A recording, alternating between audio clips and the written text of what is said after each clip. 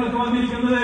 അതുകൊണ്ട് തന്നെ പ്രിയപ്പെട്ട രാഹുൽ മാങ്കൂട്ടത്തിന്റെ ചിഹ്നമായ കൈപ്പത്തി ചിഹ്നത്തിൽ നിങ്ങളുടെ വോട്ടുകൾ രേഖപ്പെടുത്തി അദ്ദേഹത്തെ വൻപിച്ച ഭൂരിപക്ഷത്തോടെ വിജയിപ്പിക്കണമേ എന്ന് ഞാൻ അഭ്യർത്ഥിക്കുകയാണ്. ഒന്ന് രണ്ട് കാര്യങ്ങൾ കൂടി പറയാനുണ്ട്. കാരണം ഒരുപാട് പേര് പ്രസംഗിക്കാനുണ്ട്, എനിക്ക് ഒരുപാട് കാര്യങ്ങൾ പറയാനുണ്ട്. ഞാൻ ഇന്നലെയും പറഞ്ഞിരുന്നു. പക്ഷെ അതിന്റെ വേദിയാണ്, അത് തെരഞ്ഞെടുപ്പ് പ്രചരണ വേദിയാണല്ലോ. എന്റെ ന്യായീകരണം പറയേണ്ട വേദിയല്ല. അതുകൊണ്ട് ഞാനത് പറയുന്നില്ല.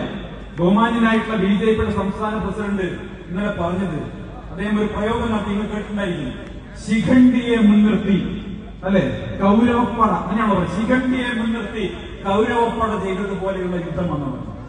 ഞാൻ ഇന്ന് രാവിലെ പറഞ്ഞു, എന്റെ സുരേന്ദ്രേട്ട, നിങ്ങൾ ചുരുങ്ങിയ പക്ഷം ബാലരമയുടെ മറ്റേതുണ്ടല്ലോ, ബാലരമയെങ്കിലും ഒന്ന് വായിക്കണം.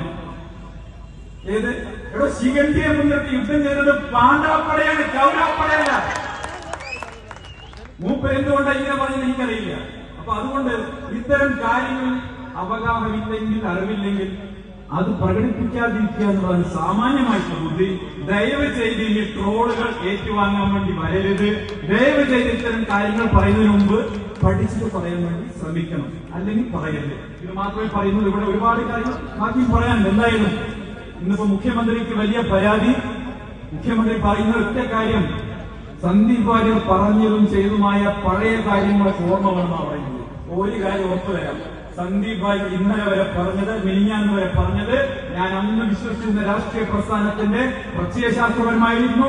സത്യസന്ധമായി അവർക്കൊപ്പം നിന്നുകൊണ്ട് പ്രവർത്തിക്കുന്ന സമയത്ത് അവരുടെ പ്രത്യയശാസ്ത്രം പറഞ്ഞിട്ടുണ്ട്.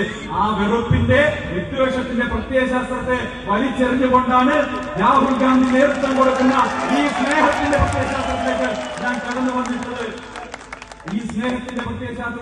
വന്നിട്ടുള്ളത്. CPM BJP വിട്ടാൽ CPM പോയിക്കൂടെ എന്ന് ചോദിച്ചവരോട് ഞാൻ ഒരു കാര്യം കൂടി പറഞ്ഞു.